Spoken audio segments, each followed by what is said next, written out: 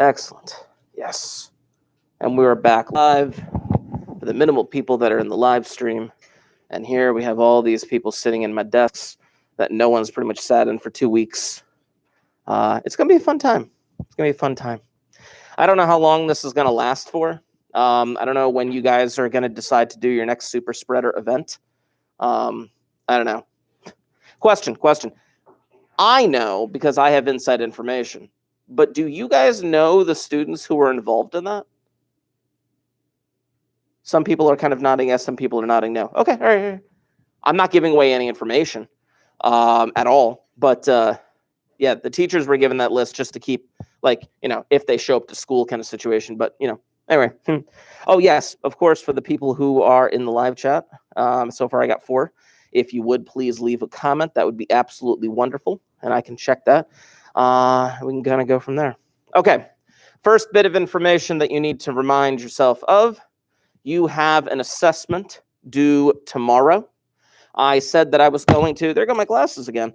I said I was going to assign it on Friday, which I did. I said it was going to be due on Tuesday, which it is. So if you would be so kind to get that thing done.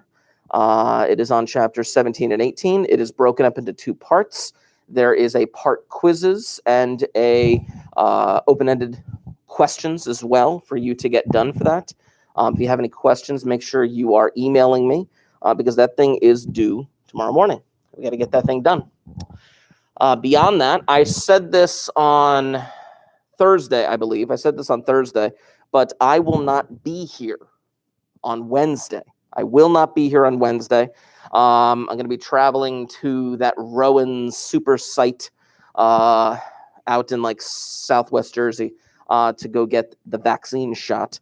So I had to take a day off for that because apparently they're like, hey, your appointment's at 10:45. I'm like, okay, 10:45 at Rowan.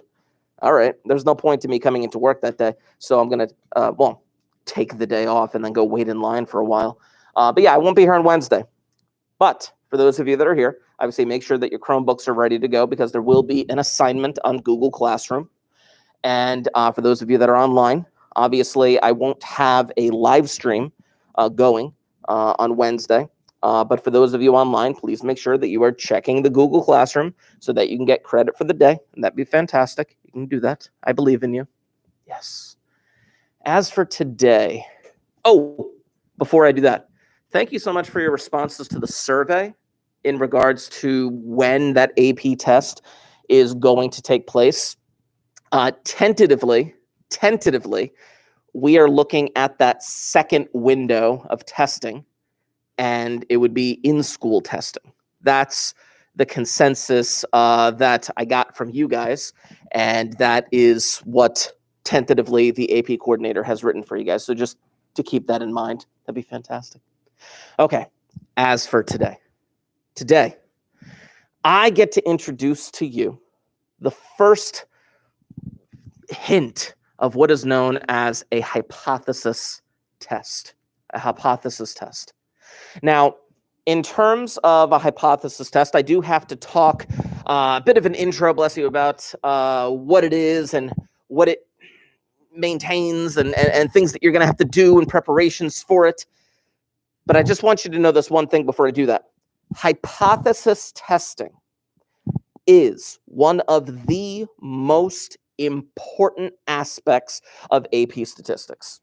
There are a lot of things that we've been building up to this entire year. There's been a lot of topics that we have hyped and a lot of things that we've spent a lot of time with, but hypothesis testing is so important that there are no less than 4 or 5 chapters dedicated to different types of hypothesis testing. It's going to be wonderful. So what I'm going to ask, if you do not already have them out, I'm going to need those notebooks out and open. And then I do my little intro for what it actually is. Flip that. And flip that. And that. And that. Get this thing moving. Now I'm going to have the live stream open up on my phone. So regardless of whether I'm at the camera or I'm at my desk, for those of you in the live stream, if you do have questions, of course, ask them in the chat, any type of clarification, and we'll kind of talk about that. But first, I just need to get this thing loaded on my phone, and then I can give you a little title, and we kind of go from there. There we go. There's my class. Okay, good. Come on, microphone. Okay. Zooming out. Today is the 22nd. My word. This is so weird. What day was the last time you guys were here? Was it the 5th? No, you were here the week after midterms. Yeah, but it was the week after. That's so nuts to me. It's like all of February. This is hypothesis testing for proportions. Hypothesis testing for proportions. Now, imagine, I need you to think and imagine a situation on which you are on trial for murder. I need you to imagine a situation that you are on trial for murder. Some of you are immediately thinking, who did I kill? You probably could think of a few people you'd want to, but regardless, you're on trial for murder. When you are on trial for murder, first and foremost, what is assumed about you? You're assumed innocent. The jury has to go into it assuming your innocence. Now, it may be very obvious that you are guilty. Maybe it is. Before the trial even begins. Doesn't matter. The jury has to go in with the presumption that you are innocent. There is a prosecution and there is a defense. Those are the two teams of lawyers. Since you are the one on trial, the defense is trying to defend you. The prosecution is, well, trying to prosecute you. It's a game, offense and defense. What is the prosecution going to attempt to do in preparation for this trial? What is the prosecution going to do to kind of undermine you, to, what's the word? I don't want to say criminalize you, but for the lack of a better term, let's just say criminalize you. What do you think?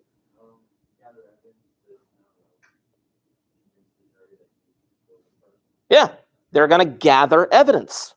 They're going to gather evidence against you. They're going to gather evidence to make the jury question your innocence in this particular matter. Now, it's not that you're like completely 100% innocent in life. It's just that for this one particular crime, murder one, there's a crime of passion, doesn't matter. They're trying to gather evidence against you to prove that you are guilty. Now, again, you are assumed innocent at the very beginning of this process. And at the end of this process, after both sides have presented their cases, the jury then deliberates and they come back with a verdict. But what are the only two options, for the most part, for those verdicts? What are the only two options? No. The jury, say again? Guilty or not guilty. Now, there's a clear distinction here. The jury never finds you innocent. The jury never confirms your innocence. That is done by design. The jury determines whether or not you are, or whether or not there's enough evidence to show your guilt, or whether there was not enough evidence and thus you are not guilty. Again, they never presume you innocent. They never say, well, he didn't do it. No, they never say that. They just say there's not enough evidence to show. There was a mini series on, I think it was on FX a couple years ago. I don't know if any of you saw it. It was The People versus O.J. Simpson. Nobody? Really? It's fantastic. It was so fantastic. I think it's on Netflix. Go watch it. Like now. Let's all no. But you should really watch that. I grew up. I was in elementary school when the whole O.J. Simpson thing went down. If you don't know the story behind the O.J. Simpson thing, basically his ex-wife and her, I want to say boyfriend, were found dead one night, and they were like severely like stabbed and whatever. It was terrible. And the thought was, okay, well, they need to figure out who did this. Oh my gosh, this is O.J. Simpson's ex-wife. We need to get in contact with O.J. And then what ends up happening is O.J. and his friend ends up driving him out of town, or tries to drive him out of town. They basically flee in a white Ford Bronco. And it was just like, oh, this doesn't look good. And then they have evidence against O.J. And it's like, what is going on? And then the entire country was split between, yes, he did it, and no, he didn't. It was like the must-see TV thing. They televised the trial. It was crazy. Can you imagine a murder trial on television for you to watch every day? Just think about that. And everybody is tuning in. It was the most insane time in life for like these year and a half that this trial was done. Now, the prosecution had a very good case against him. A very good case against him. But in the end, they found him not guilty. Not that they proved him innocent or proclaimed him innocent, but they basically said the evidence was not enough to confirm his guilt. So ultimately, he was found guilty in a civil case a couple years later in regards to that.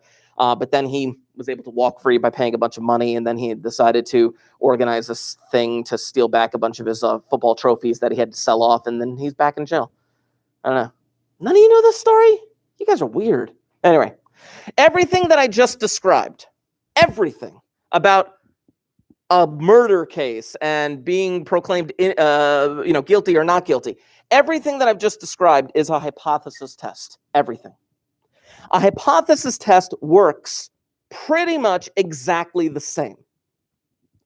There is something, a claim that is being made. The claim for the murder case, you're claiming to be innocent. That's your claim. A claim for a hypothesis test would be a certain value, a certain number. And it's like, I'm claiming that this number is true. So then we say, okay, I assume that that number is true. That's your innocence. You assume innocence. Then they have to run through a bunch of, conditions and things beforehand, gathering evidence, things of that nature. And that's technically what you do. You run through some assumptions and conditions because you need to run a certain test in order to provide a certain value of evidence. And then with that evidence, you determine whether or not you have enough to say, okay, this statistic or this number that you have up here, either I'm going to proclaim you guilty or not guilty. But in a hypothesis test, you don't use those words. In a hypothesis test, you either reject that number or you fail to reject that number. Those are actually the technical terms. By rejecting that number that was put on trial, you are proclaiming it guilty, saying, no, your innocence is not true. If you say fail to reject, you're basically saying, well, not guilty. There's not enough evidence. And then everyone goes on their merry way. Somebody goes to jail. Not me, though. I'd get away with it. Just saying. There we go. Okay. So back to this. When it comes to hypothesis tests on paper, they're pretty much all set up in a very similar fashion. There are 4 parts to a hypothesis test. There are 4 parts to a hypothesis test. 1, state hypotheses. And I say hypotheses because there are 2 hypotheses that you are going to be writing out. And I'm going to give you the details of this when we actually go through it. This is a huge concept in AP Stat, and I'm going to take the time to go through these details very deliberately, because I need you to get this sequence down, and I need you not to skip anything. There are two hypotheses that you will end up stating. I'll get to that in a little bit. Second part. Assumptions and conditions. Now, we've already gone through a bunch of assumptions and conditions in regards to confidence intervals. We've already gone through some assumptions and conditions in order to determine whether or not we can use a normal model. Those assumptions and conditions are coming back for this. Now, the assumptions and conditions are going to change based on one of two things. Number one, what type of data you have, whether it's categorical or quantitative. Two, it's going to change, or assumptions, conditions are going to change based on what type of test you want to use. It's going to be interesting. Step 3. You are going to perform whatever test you ended up choosing as a result of your assumptions and conditions. This test is going to produce a solitary number, which we're going to get into the details of, something called a p-value. And based on that p-value, then you are going to state your conclusions.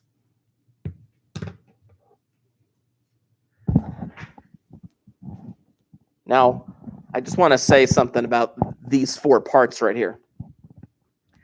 I want you to reflect on something. In the beginning of the year, in the very beginning of the year, we talked about what is randomness, and we talked about sample surveys and experiments, gathering data. That data is going to inform a few of these parts, including the assumptions and conditions and performing the test that we're going to do. Then after that, we went to graphical displays in the first part of the textbook, graphical displays and things of that nature, histograms and bar charts and box and whisker plots and things of that nature. And those graphical displays are also going to inform what type of test you are allowed to use. Sometimes, sometimes not. Then we went to linear regression. Linear regression is kind of on an island unto itself. But then we went to probability. And with probability, ultimately, performing this test is going to be getting a p-value. That p-value doesn't stand for probability. It doesn't. But it is, in a sense, I should say, a probability.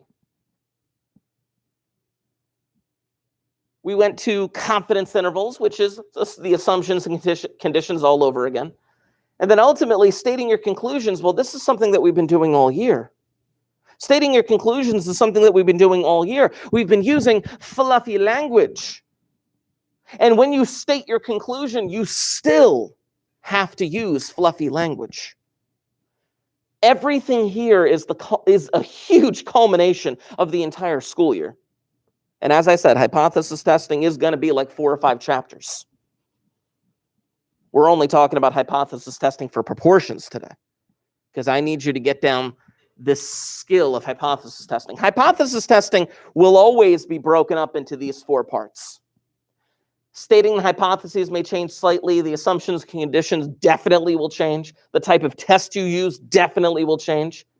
But then stating your conclusions, well, it's ultimately going to be either guilty or not guilty, or rejecting or failing to reject. We're going to get into those details. So, first, let's talk about stating your hypotheses. This cord is killing me. There we go, cord. Bless you. let's see here. Actually, you know what? I'm going to show you something. No. I'm going to write this down, and then I'm going to show you something. So step one, stating the hypotheses. Let's talk about the details of this. First of all, there's always going to be two hypotheses.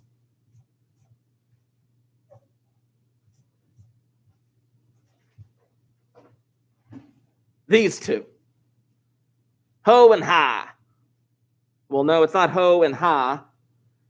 This is your null hypotheses. If I could spell hypothesis today. This is your null hypothesis. And this is your alternate hypothesis or alternative hypothesis.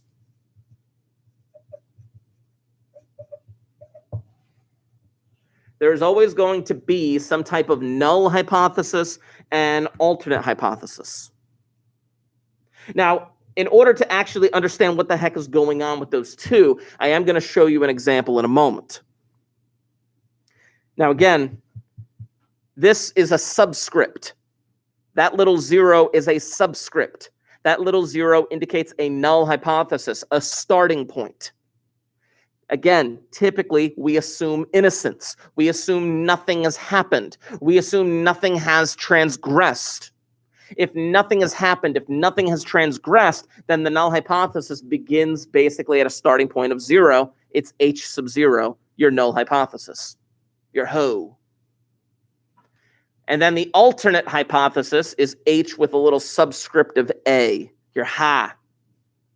Those are written in a very specific way. I'm going to post something into the Google Classroom real quick. Let's see, add from Google Drive. I want the first one that I did. Is that one right there? Yes, test one. PDF for today. Post that sucker. Chapow. There it is.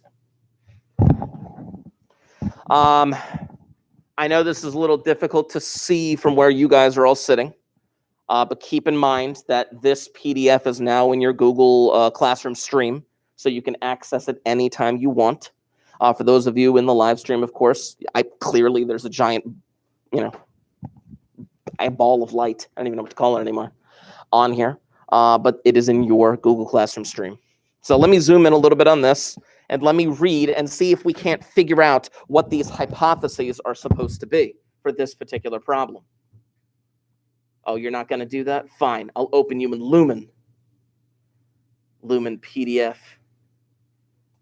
And we'll see it a bit clearer. Come on. There we go. The International Olympic Committee states that the female participation in the 2004 Summer Olympics was 42%. Even with new sports such as weightlifting, hammer throw, and modern pentathlon being added to the games. Broadcasting and clothing companies want to change their advertising and marketing strategies if the female participation increases at the next games. An independent sports expert arranged for a random sample of pre-Olympic exhibitions. The sports expert reported that 202 out of 454 athletes in the random sample were women. Is this strong evidence that the participation rate may increase? Now, just for the sake of argument, 202 out of 454 is, it's 44.5%. That's 44.5%. Double check that, 44.5%. Yes. The Olympic Committee states that in the 2004 Olympics, 42% of the athletes were women. In this pre-Olympic exhibition, 44.5% were women. Well, 44.5% is clearly greater than 42%. Clearly. So, yeah, no, not yet. We're not there yet. We have a long way to go with this. Just because one number is greater than the other does not immediately mean that you have strong evidence. Is this strong evidence? Is this enough evidence? Is this enough evidence, this 44.5%, is this strong enough evidence to proclaim that the 42% is now no longer a thing? Do we have enough evidence to show that the number is actually greater than 42%? Do we have enough evidence to show that the 42% is guilty and it's wrong? That's what this question is really asking. We cannot just say, based on the fact that this number is greater than that number, that, yep, case closed. No. You have to go through the trial. You have to go through the process. And the process is a hypothesis test. This is what we have to do. This is what they're going to expect you to do. They expect you to do your due diligence. So we have to go through the steps. First and foremost, it does say to test an appropriate hypothesis and state your conclusion. That's basically everything that we're about to do. So let me go back to my notes for this problem, because I want to talk about this Olympic example. Here we go. Flip this back. In the example that I have, we are going to make the null hypothesis P is equal to 0.42. I'll explain why in a moment. And we are going to make the alternate hypothesis P is greater than 0.42. Move that over to the side a little bit so people can see it a little bit better, especially in that live chat. Now, why is that? Why are we stating them like that? First and foremost, when you state your hypotheses, you better be using population parameter notation. Let me repeat that. When you state your hypotheses, you better be using population parameter notation. That means that you are using P and not P hat. You better not be using P hat. If you had quantitative data, you would be using mu and not X bar. You have to use population parameter notation. I'm going to tell you right now, if there is an AP question on the AP test that has you go through a hypothesis test, and the first thing that they see are your hypotheses, and you use the wrong notation, boom, wrong. They will read the rest, but they're immediately going to mark that wrong. That's something they look for. The innocence that we are assuming is that the IOC number is correct. The Olympic Committee number of 42% is correct.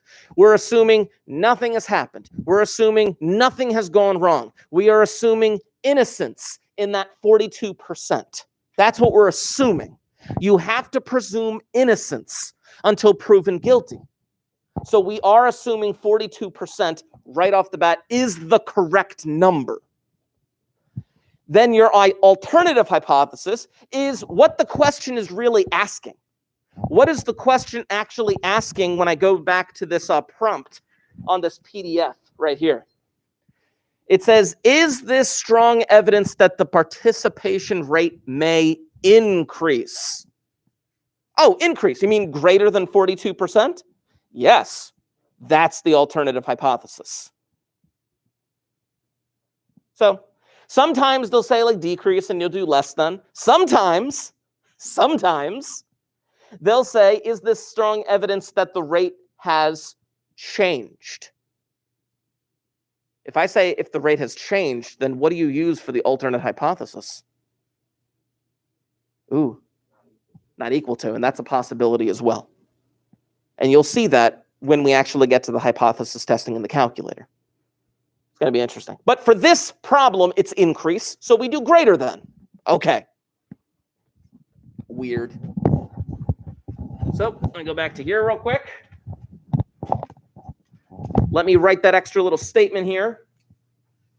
Must use population parameter notation. Must use population parameter notation. You must. I don't care what type of test it is. It does not matter. We assume something for the population. Now we have to go to step 2. Step 2, or part 2,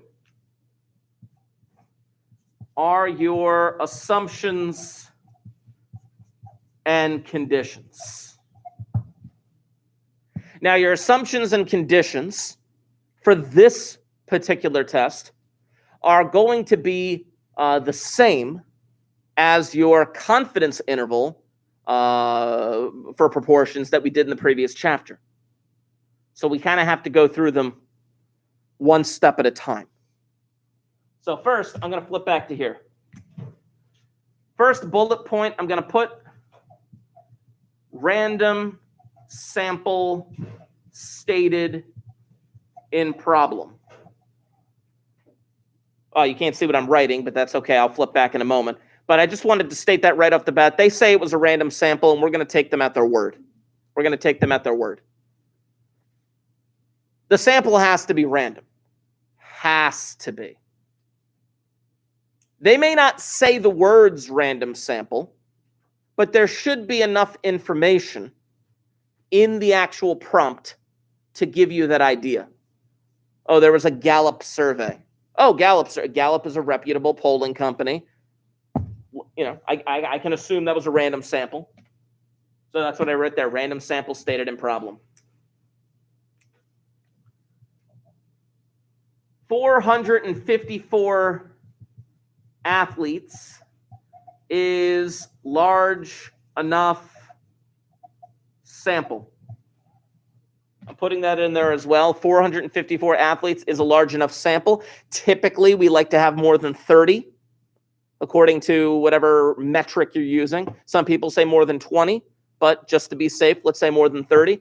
If it's between 20 and 30, it's a little suspect, but we can write about that.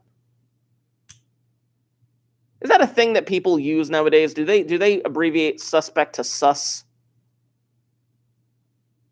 That's weird. You guys are weird. Anyway, back to this. Sorry. Now, expected successes and failures. Expected.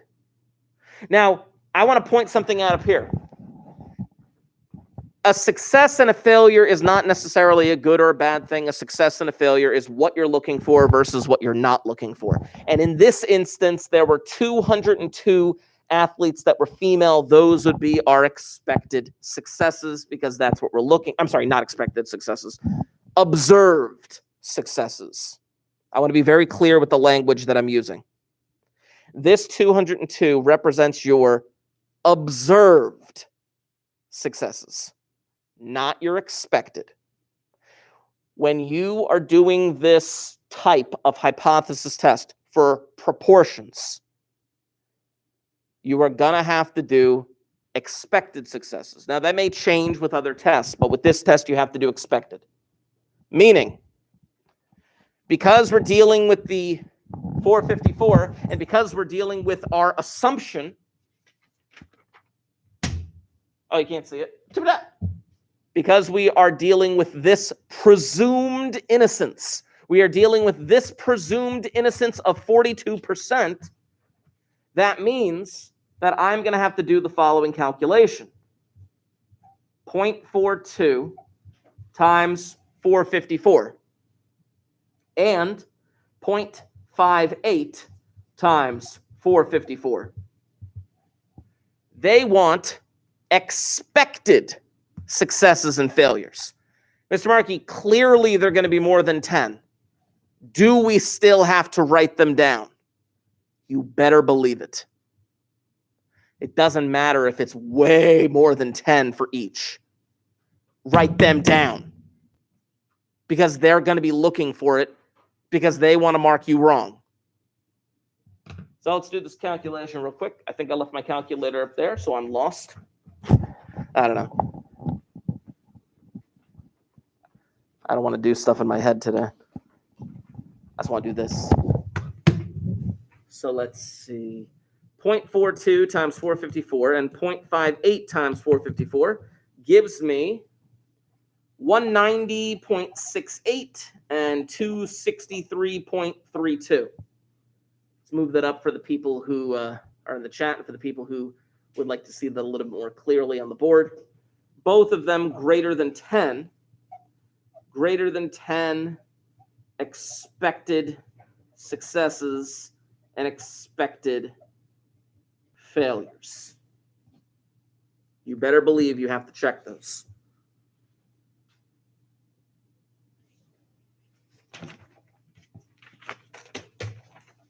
Now let's see. I'm going to go back to the problem in a moment, just letting people an opportunity to write those down. Dude. Mr. Markey, are there any other assumptions and conditions that we have to talk about? Well, we don't have any data to look at. We don't have any graphs to look at. When I say data, I mean like individual data points, except for the 202 and 454. We don't have a graph to look at, so we can't really tell if the data was normal or anything like that. But there's a percent of the population thing that we had to talk about. What was that percentage? Something about a percent with a thing? Do you remember?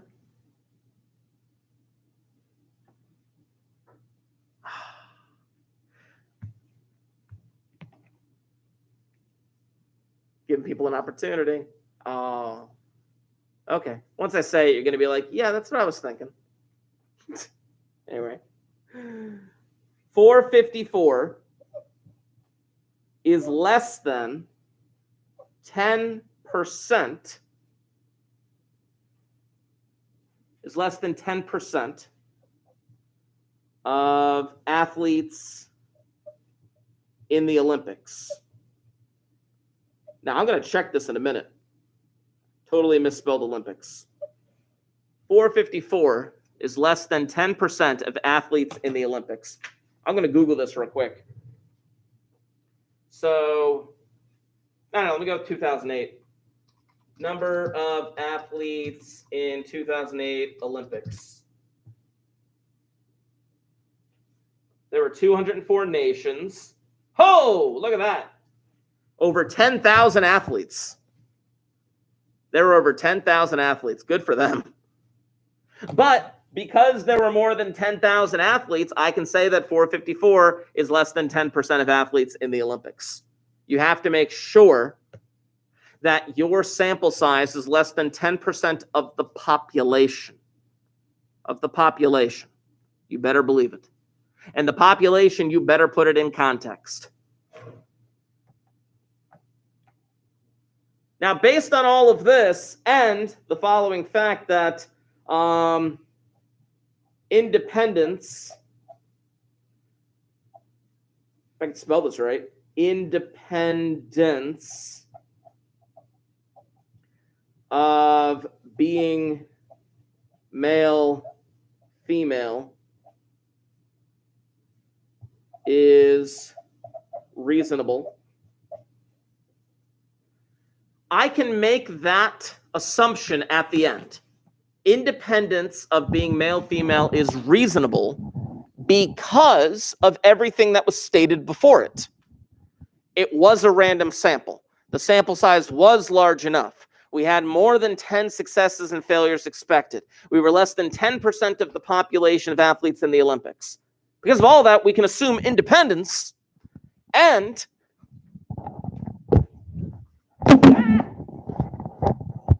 because of all of that,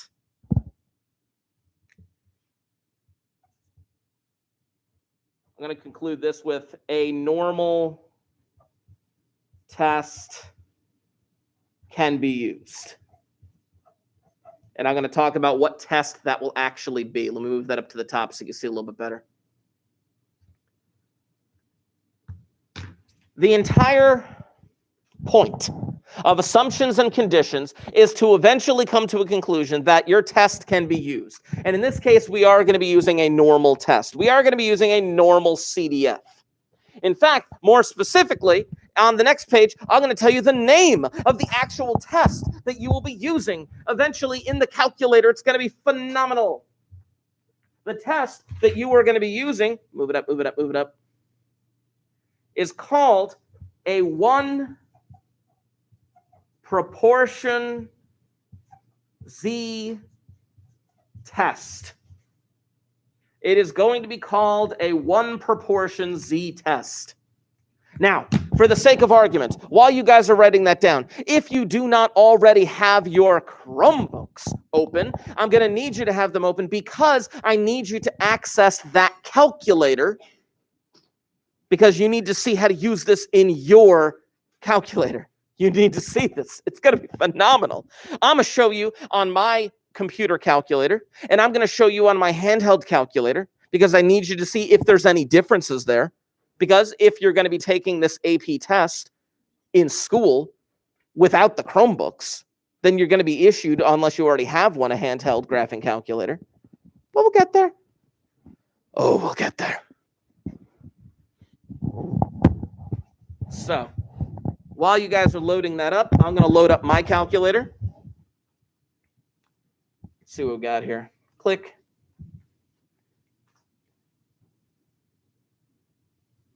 Come on, calculator. We're going on a journey today. Click, click, click, click, click, click, click. There we go. All cleared. Good. When you're in your calculator, you need to hit the stat button. Everything's going to run through stat. And then because we are running a test, you are going to tab over to tests. Now, this is where we've already used one thing before. We've already used an interval on the screen. But obviously, we're going to be using number 5 in a moment. Number 5 being one prop Z test. Now, I want to be very clear about something. Look where I'm pointing now. Ms. Markey, there's a Z test right up there. Yeah, I know. What do you want? Please excuse the interruption. Leilani Jones, please report to the main office. Leilani Jones to the main office. Okay. There's a Z test up there. And there's a one prop Z test down here. We know we're using this one, but what the heck is this one? This is the difference between categorical data and quantitative data. If you have categorical data, meaning a proportion or percentage, especially for your null hypothesis, you are going to be dealing with a proportion Z test. But if you were given quantitative data, meaning you're going to be using mu and all that fun stuff, that's up here. Oh, my watch, it broke and fell, and my glasses, everything's falling. My word, my whole world. It just felt bad. Anyway, back to this. For example, if I were to click on one prop Z test, I come to this screen right here. And this is the screen, of course, that you should have. That little P sub 0, represents your null hypothesis. The little P sub 0 in this example is a 0.42. And that's what I'm going to type in. And that's what you're going to type in. 0.42. That is your null hypothesis. Your X and N in this instance are representing your evidence. Your evidence in this instance is the sample that was taken. Now, I got to go back to the problem real quick. Ba-boom. Oh, no, this one. This one. 202 out of 454. So, 202 out of 454. Now, this thing down here, this prop, this is your alternate hypothesis. This prop could be referred to as a proportion or a proposal, whatever. It's your alternate hypothesis. And you have three choices, as we talked about before.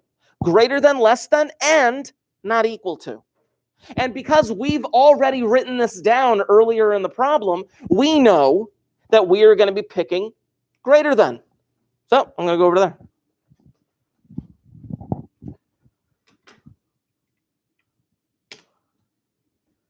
Now I'm going to write down some of this information in a little bit for what we're typing in. At this point, it's your choice. You could either calculate it or you could draw it. I'm going to show you both. You don't have to draw it. The calculator can do it for you, but let's just see what the drawing thing looks like. Draw. Holy crap. Look at that. Clearly, it's a normal curve. And clearly, there is a certain portion of it that's shaded in. In fact, the two numbers at the bottom help you to identify what the heck is going on with this normal curve. Every little hashtag on the bottom represents a z-score, 1 z-score, 2 z-score, 3 z-score. In this case, 1.0764. That makes sense because it's just after the first one. And p equals 0.1409. I guess that's the percentage of the curve that is shaded in. Yes, it is. Yes, it is. You don't have to draw it, though. You could just go to calculate, see what it looks like. Stat, test, 1 prop z test. All those numbers should still be there. Calculate. And it gives you this junk. Now, I need to be very clear. Mathematicians are horrendous at being original. We're not original. We're not.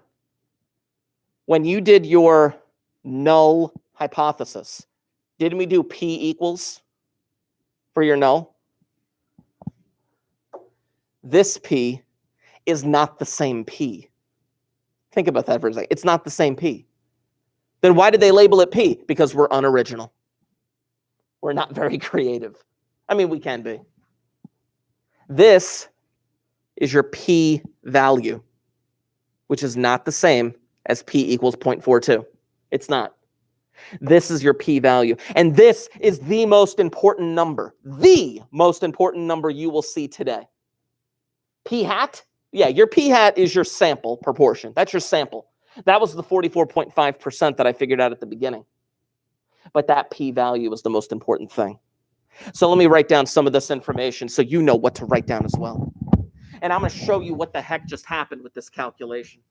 There we go. I need sound effects when I do this kind of thing. Okay. First of all, we already know our null hypothesis. Our little piece of 0 is 0.42. We let x equal 202. We let n equal 454. We knew that based on the problem itself. And we let our prop be greater than p sub 0. That was our alternate hypothesis. All of this produced a p value of, what was it? 0.141. Now, what that means, oh my word, what that means.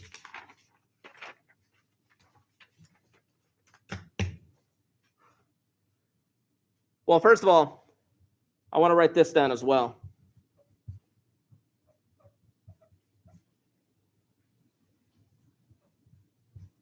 And I would like you to write this down as well.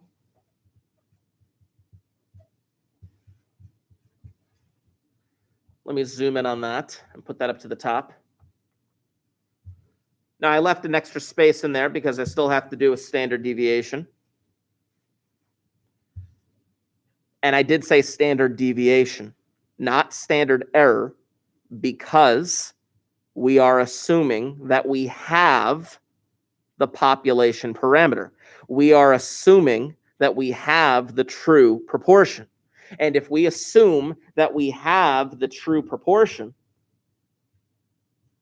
then this is how the standard deviation would actually be calculated. Now, I'll show you this on the calculator in a moment, but this is where the 0.141 comes from. what this is actually calculating, assuming 42% is correct, assuming a standard deviation of the square root of PQ over N, assuming that those are true, the chance that we get this sample result is about 14 or higher, is about 14%. Let me repeat that. Assuming this is true as your mean and this is true as your standard deviation, the chances that we would see this sample result or higher is about 14.1%. That's what that's actually saying. This is your p-value. And I need to write this statement down, and you need to write this statement down as well. A p-value, can't see it, zoom out, there we go. A p-value is the probability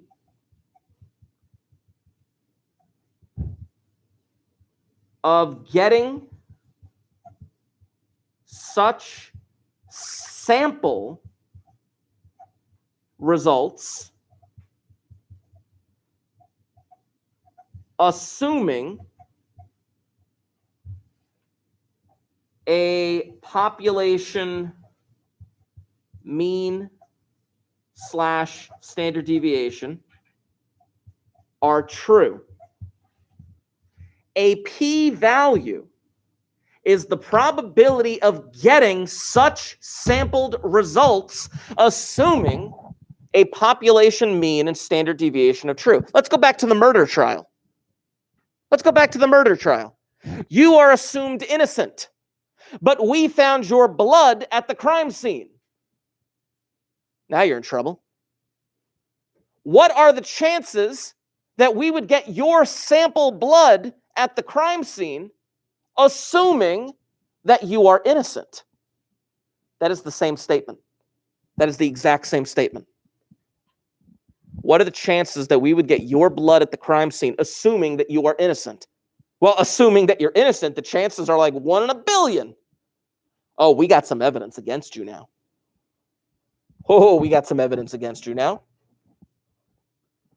Oh, no, but then the defense is like, yeah, but he was over the house the other week, and there was a clear incident of he cut his hand on a glass, and blah, blah, blah, Oh, well, no. That's the whole cat and mouse game of murder trials. Not that I've been through them. But a p-value is the probability of seeing or getting such sample results, assuming that a population mean and standard deviation are true. So assuming that the 42% that the IOC, the International Olympic Committee, claims is true, assuming that the 42% of participants are women is true, what are the chances that we would get such a result of 202 out of 454 or higher? Well, it's about 14.1%. That is the context of the situation. The context. So, I need to write a conclusion. By the way, this was step 3, Actually performing the test. Perform test. That's what that was. I forgot to put that at the top. I wanted to be consistent. We actually performed the test in that moment.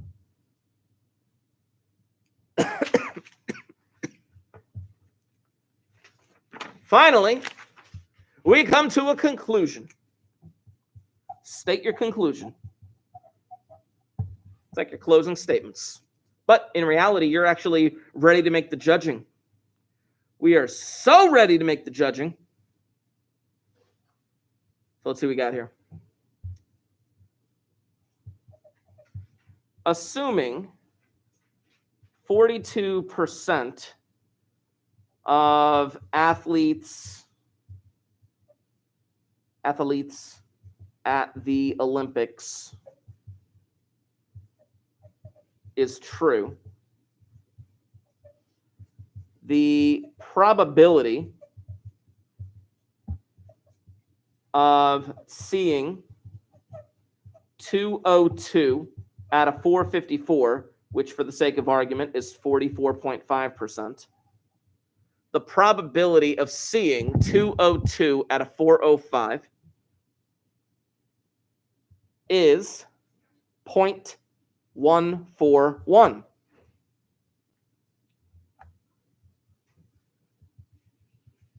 Not done with my conclusion. That's kind of talking about the p-value.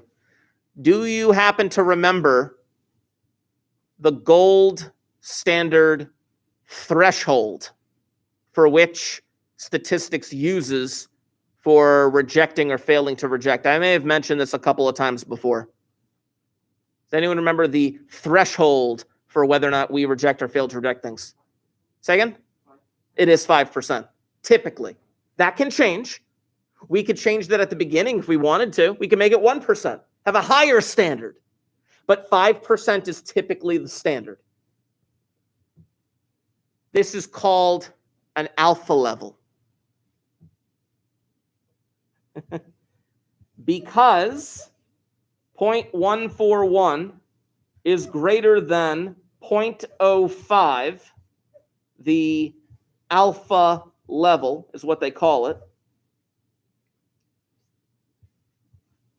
We fail to reject the null hypothesis. Whenever you state any type of conclusion, you have to make a declarative statement of rejecting or failing to reject. Then, here comes the fluffy language. We don't have enough evidence to suggest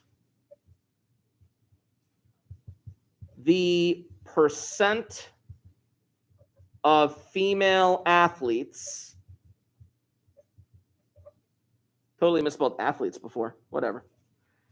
We don't have enough evidence to suggest the percent of female athletes is greater than 42%. We don't have enough evidence to suggest the percent of female athletes is greater than 42%. There is an amazing mnemonic device that I'm going to teach you probably on Friday in regards to whether you reject or fail to reject. I'm so excited to tell you, but I'm going to save it for Friday to keep you in suspense. Anyway, make sure you get my tests done, and make sure you're checking Google Classroom on Wednesday. And I will see you again on Friday. Yeah! If you haven't left a comment in the chat, make sure you do so. I'm about to sign off.